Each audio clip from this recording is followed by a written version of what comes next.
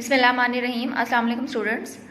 As you know that last time we discussed about the two major causes of ocean current, and we discussed about two major causes. One is the permanent wind and the next one is the temperature difference. So today we will discuss about the remaining three causes of ocean currents. So student, I repeat question number 5. What are the major causes of ocean currents? Its answer is given on page number 47. Causes, there are 5 major causes of ocean currents. So before discuss about the difference of salinity, that is the third cause of the ocean current, I repeat previous 2 points. So last time आपने देखा था कि 5 major causes आ रहे हैं. First हमने कल देखे थे परमानेंट विंड्स और सेकंड वन हमने देखा था डिफरेंस ऑफ टेम्परेचर. ठीक है, परमानेंट विंड्स में मैंने आपको बताया था कि जो विंड्स हैं जो कंटिन्यूली चल रही हैं मुसलसल, ठीक है, और ये आप भी जानते हैं कि अगर हम लैंड एरिया पे मूव करते हैं तो लैंड एरिया में ऑब्स्ट्रक्शन और हर्डल्स इतनी आती हैं, बीच में ऑब्स्ट्रक्शन इतनी है कि हवा जो है वो उनकी वजह से रुक जाती है. ठीक है, जबकि ओशन में इस तरह का कोई सीन नहीं है. तो एक हवा जो है वो कंटिन्यूली विंड्स जो है वो चलती हैं, फिर वो परमानेंट विंड्स जो होती हैं वो फोर्स करती हैं उस पानी को, जिस पानी के ऊपर से वो गुजरती हैं, तो वो उस वाटर को भी फोर्स करती है कि वो भी उसी डायरेक्शन में मूव करे जिस डायरेक्शन में वो मूव कर रही हैं. ठीक है, जैसे आपको पता है कि विंड्स जो है वो भी एनर्जी रखती हैं और इसी एनर्जी की वजह से ही वो उस वाटर को मूव करवाती हैं. फिर हमने सेकंड देखा था डिफरेंस ऑफ टेम्परेचर. ठीक है, टेम्परेचर के डिफरेंस की वजह से भी ओशन करंट्स बनते हैं. जैसे आपको पता है कि जैसे पानी गर्म होता है, और साइंस में भी आप लोग ये पढ़ चुके हो कि पानी जब गर्म होता है तो उसके जो मॉलिक्यूल्स होते हैं वो लाइटर होके बिखर जाते हैं. ठीक है, आपने देखे होंगे कि सॉलिड के मॉलिक्यूल्स कैसे हैं और जो एक नॉर्मल टेम्परेचर है लिक्विड में उसके मॉलिक्यूल्स कैसे होते हैं, और जो हॉट लिक्विड होता है उसके मॉलिक्यूल्स कैसे होते हैं. ठीक है, गैसेस के कैसे हैं, सॉलिड के कैसे हैं, लिक्विड के कैसे हैं. तो ऐसा है कि जैसे जैसे पानी को हीट मिलती है उसके मॉलिक्यूल्स जो है वो एक दूसरे के साथ जो कोल्डर में जुड़े होते हैं वो गर्म होकर बिखर जाते हैं. ठीक है, तो इसकी वजह से ये मॉलिक्यूल्स जब बिखरते हैं तो उसी वजह से पानी में जो है वो करंट्स प्रोड्यूस होते हैं. तो टेम्परेचर डिफरेंस की वजह से क्या है कि जो गर्म पानी होता है वो लाइटर होता है, वो ऊपर उठ जाता है, और जो उसकी जगह है वो फिर इक्वेटर से कोल्ड वाटर जो है वो उसकी जगह फिलअप कर देता है. तो इस तरीके से टेम्परेचर डिफरेंस की वजह से भी ओशन करंट्स प्रोड्यूस होते हैं. सो अब हम अपना थर्ड पॉइंट स्टार्ट करेंगे, difference of salinity. Salinity means the quantity of salt in the water.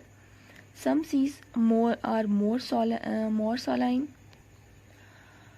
और salt heavy, यानी कुछ में salinity salt से निकला है, तो जिनमें नमकियात होते हैं उस पानी को salinity बोलते हैं. Then other, since saline water is always heavier, the difference in salinity also move water from the one area to another. A typical example is the underwater current moving from the low salinity Atlantic Ocean into the high salinity Mediterranean Sea. However, current formed due to the difference of salinity also remain underwater.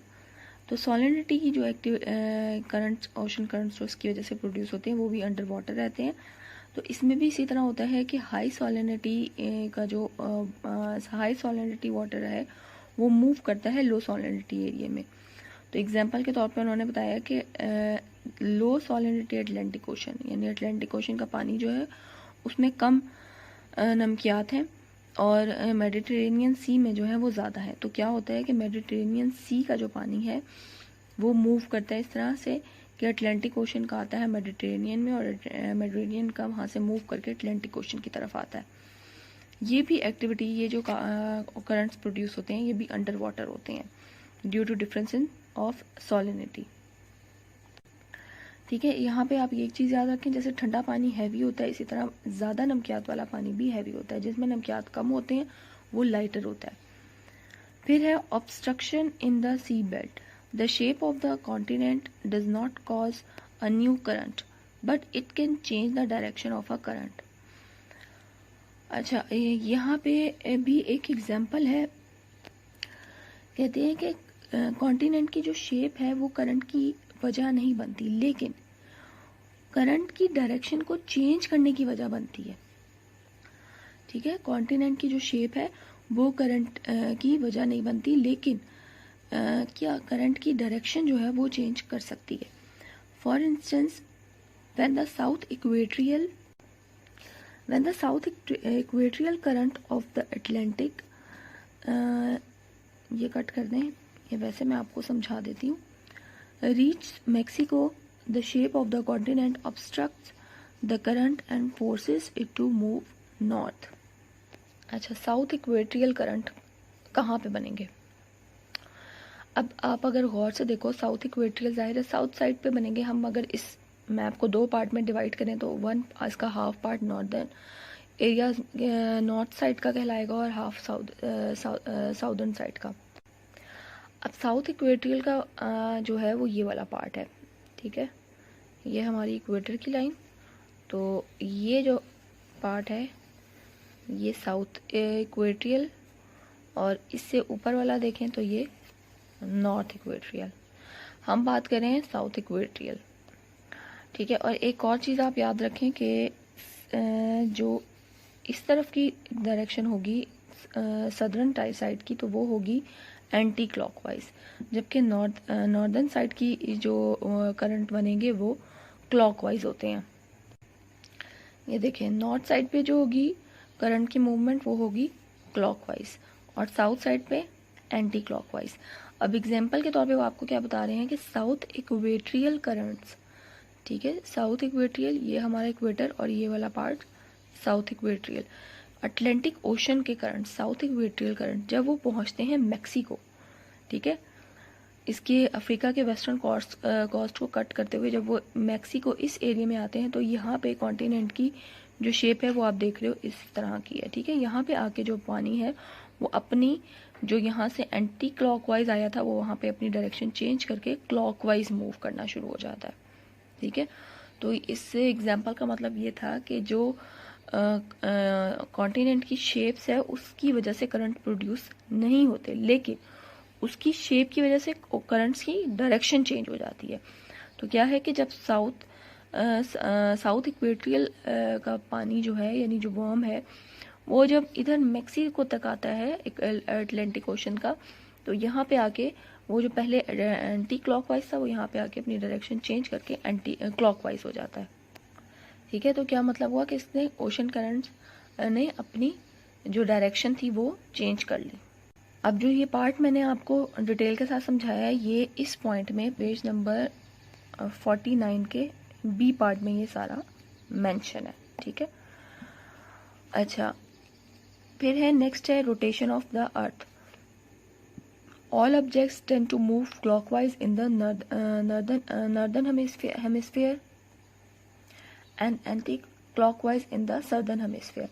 तो मैंने अभी आपको बताया कि north side पे जो current की movement है ओशन करंट्स की वो क्लॉकवाइज और साउथ साइड पे anticlockwise. This is because of the rotation of the earth. Earth की रोटेशन की वजह से ऐसा हो रहा है। This is a very important thing to remember when studying ocean currents. All ocean currents of the north move clockwise and those of the south move anti-clockwise. जैसे अभी आपको मैंने सारी बात बताई। ठीक है, अच्छा, the only exceptions is the current wheel, also called the Antarctic gear, which move clockwise because many anti-clockwise current from other oceans push it into the opposite direction. अच्छा जी, क्या कहते हैं कि एंटार्क्टिक गियर जिसको हम करंट व्हील बोलते हैं यानी ये वाला एरिया। ठीक है, यहाँ पे अभी मैंने आपको बताया एंटी क्लॉकवाइज है, लेकिन इस पोर्शन में क्लॉकवाइज मूवमेंट स्टार्ट हो जाती है। क्यों? क्योंकि जब डिफरेंट ओशन से, इधर से अटलांटिक ओशन से, इधर इंडियन ओशन से, इधर पैसिफिक ओशन से जब यहाँ पे पानी आता है तो उनकी फोर्सेस की वजह से वो उसकी डायरेक्शन जो है वो चेंज होके क्लॉकवाइज हो जाती है। अच्छा, ये हमारे कॉजेज थे, तो इसमें आपने हेडिंग देनी है causes. There are 5 major causes of ocean current. फिर आपने परमानेंट विंड्स की हेडिंग दी, यहाँ से लेकर कंप्लीट है करंट ओशन करंट्स तक। देन डिफरेंस ऑफ टेम्परेचर, ये भी कंप्लीट। फिर हेडिंग दी डिफरेंस ऑफ सॉलिनिटी, ये भी कंप्लीट है। फिर हेडिंग दी obstruction in the sea bed, और ये भी यहीं से कंप्लीट होगा, the shape of the continent से। नेक्स्ट पेज पे है इट टू मूव नॉर्थ, फिर है रोटेशन ऑफ द अर्थ, ये भी कंप्लीट।